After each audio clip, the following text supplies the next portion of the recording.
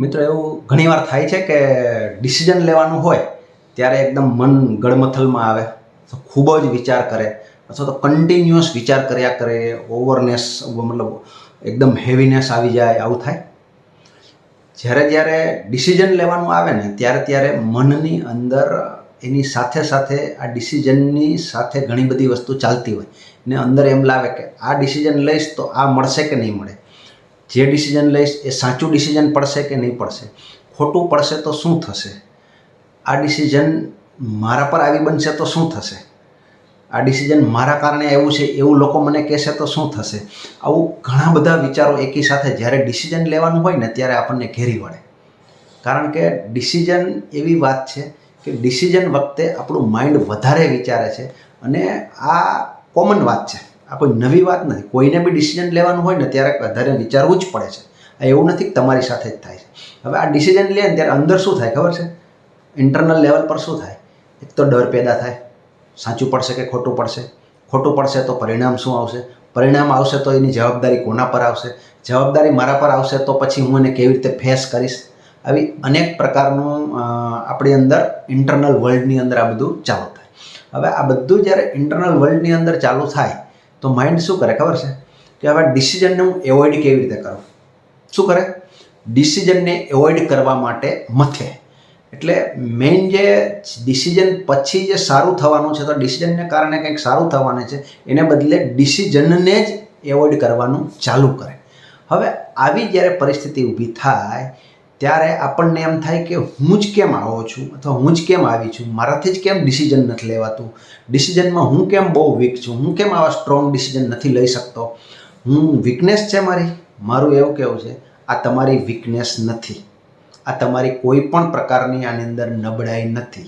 આ over thinking કે nervousness કે સ્ટ્રેસ આ કોઈ જ વાત નથી. આ ડિપ્રેશનનું પણ પરિણામ નથી. જ્યારે કોઈએ પણ ડિસિઝન લેવાનું હોય ત્યારે એને આ પરિસ્થિતિમાંથી પસાર થવું જ પડે છે. એવું નથી કે તમે જ પસાર થાવ છો, દરેક વ્યક્તિએ આમાંથી પસાર થવું પડે. નાનો માણસ, મોટો માણસ, સક્સેસફુલ માણસ, દરેક માણસ આમાંથી પસાર થાય છે આ ડિસિઝનમાંથી, ડિસિઝન લેવાનું હોય ત્યારે. હવે એ જ્યારે ડરે છે ને અથવા તો એને જે પરિણામોનો જ્યારે વિચાર કરે છે ને એને કારણે એને જે ડર ઊભો થાય છે, તો એમાંથી બહાર નીકળવા માટે મન ડિસિઝન એવોઇડ કરવાને બદલે આપણે બીજું શું કરી શકીએ એ વિચારવાનું છે, નહીં કે આપણે ડિસિઝનથી ભાગવાનું છે. ડિસિઝનથી ભાગીએ તો શું થાય? આપણે આગળ જ ના વધી શકીએ. તો ડિસિઝનથી ભાગવાને બદલે ડિસિઝન સારું આવે અને મન જેના કારણે ડિસિઝનથી ભાગે છે એ કારણ શોધી કાઢીએ તો મન ડિસિઝન કોના કારણે ભાગે? મન ડિસિઝનથી કોના કારણે ભાગે છે? તો કે મન છે એને સર્ટેનિટી જોઈએ, કંઈ પણ કર્યા પછી નિશ્ચિતતા જોઈએ. શું જોઈએ? નિશ્ચિતતા. તો માઇન્ડને કંઈ પ્રોબ્લેમ નથી. ગમે તેટલું મોટું ડિસિઝન હોય માઇન્ડને કોઈ પ્રોબ્લેમ નથી. નાનું ડિસિઝન કે મોટું ડિસિઝન માઇન્ડ માટે આવા કોઈ બે પાર્ટ છે જ નહીં. એને ફક્ત ડિસિઝન એટલે ડિસિઝન. પણ ડિસિઝન પછી આવનારા વિચારો એમને ડરાવ્યા છે, તો એને શું જોઈએ છે? એને ફક્ત ને ફક્ત સર્ટેનિટી આપો તો એને ડિસિઝનને કોઈ પ્રોબ્લેમ નથી.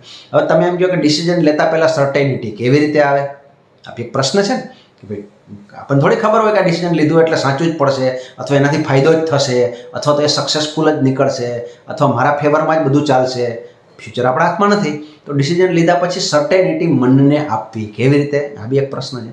તો મનને સર્ટેનિટી એવી રીતે આપી શકે અથવા તો જે સક્સેસફુલ લોકો છે મનને સર્ટેનિટી એવી રીતે આપે છે કે આ ડિસિઝન લીધા પછી એના જે પરિણામો આવશે એ પરિણામોને હું પહોંચી વળીશ. યસ, આઈ એમ કેપેબલ. હું પરિણામોને પહોંચી વળીશ. આવું જ્યારે તમે ખોખારીને બોલો ત્યારે મન શાંતિ અનુભવે છે. ખાલી આટલું જ છે કે આવનારા પરિણામો એને હું પહોંચી વળીશ. આટલું તમે કહેશો ને એટલે માઇન્ડ શાંત થવાનું ચાલુ થશે. એટલે તમારે શું કરવાનું છે? તમારી કેપેબિલિટી છે, તમારી સ્ટ્રેન્થ છે અથવા તમારો કોન્ફિડન્સ છે એ મનને આપવાનો છે કે યસ, આઈ વિલ સી, હું જોઈ લઈશ.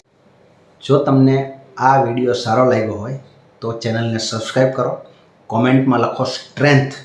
આપણે અહીંયા મનને પ્રેશર કરવા, મનને કંટ્રોલ કરવા કે મનને દબાવવા માટે મળતા નથી. અહીંયા ફક્ત આપણે મનને સમજીએ છીએ અને મનને એક ડાયરેક્શનમાં લઈ જઈએ છીએ. Thank you very much.